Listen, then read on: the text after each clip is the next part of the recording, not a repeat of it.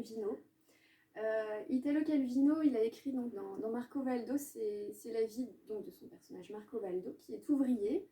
Et on le suit au fil des saisons, et ce sont des histoires à chute qui sont comiques.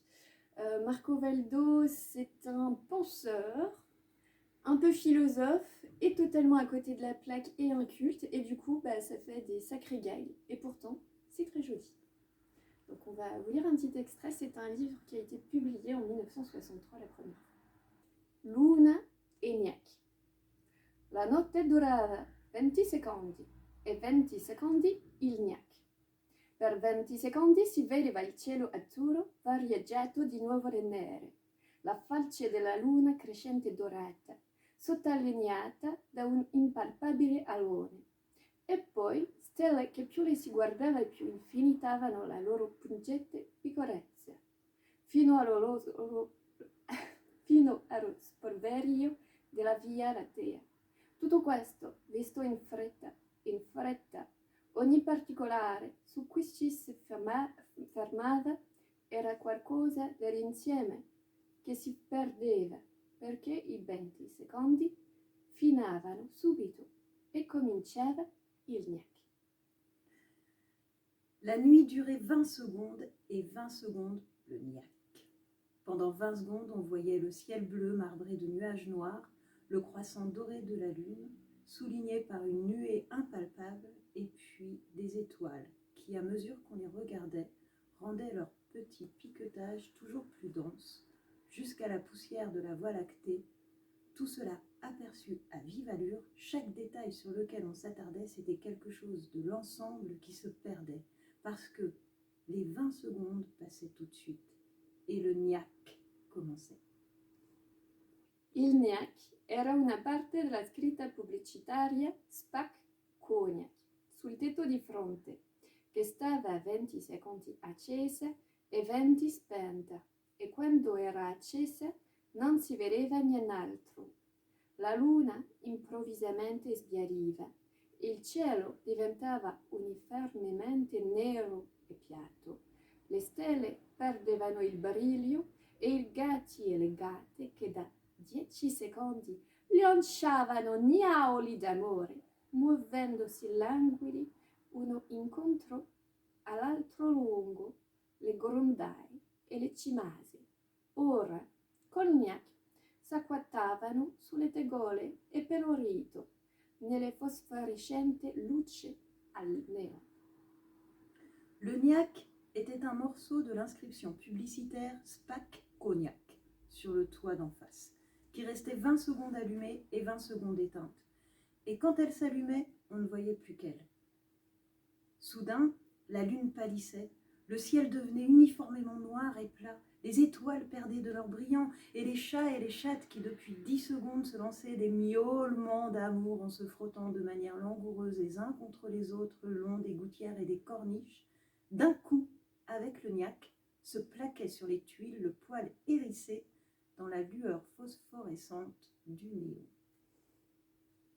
Affacciata alla mansarda in cui abitava, la famiglia di Marco Valdo era attraversata da opposti correnti di pensieri.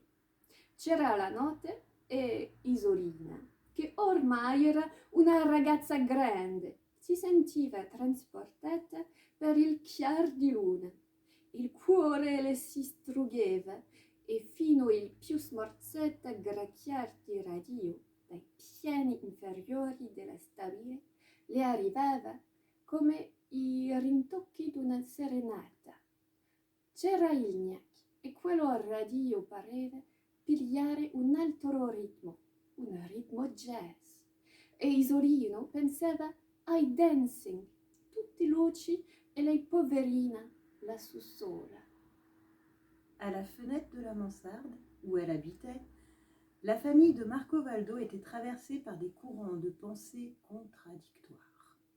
C'était la nuit, et Isolina, qui était maintenant une jeune fille, se sentait transportée par le clair de lune, son cœur se serrait.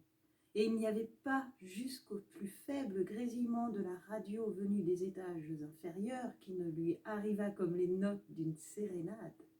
C'était le Gnacchi, et cette radio semblait emboîter le pas d'un autre rythme, un rythme jazz. Et Isolina pensait au dancing tout illuminé et à elle, la pauvre, toute seule là-haut. Fiordaligi, invece, giovinotto melanconico, vedeva ogni volta che si sbereva il gnac apparire dentro la voluta del G, la finestrina appena illuminata d'una baina, e dietro il vetro un viso di ragazza color di luna, color di neon, color di luce della notte, una bocca ancora quasi da bambina che appena lui le sorrideva si schiudeva impercepibilmente e già pareva aprirsi in un sorriso, quando tutt'un tratto dal buio risateva fuori quello spietato G del gnac e il viso perdeva il contorno, si trasformava in una foca ombra chiara e della bocca bambina non si sapeva più se aveva risposto al suo sorriso. Fiordaligi, en revanche, jeune garçon mélancolique, voyait chaque fois que s'éteignait le gnac apparaître dans la volute du G, la fenêtre à peine illuminée d'une mansarde, et derrière la vitre, un visage de jeune fille couleur de lune, couleur de néon, couleur de lumière dans la nuit, une bouche de petite fille encore, qui dès qu'il lui souriait s'entr'ouvrait imperceptiblement et lui semblait déjà s'ouvrir en un sourire. Quand tout d'un coup de la nuit jaillissait à nouveau le jet impitoyable du gnac, et le visage perdait ses contours, se transformait en une ombre claire et pâle, et il ne pouvait plus savoir si la bouche enfantine lui avait souri en retour.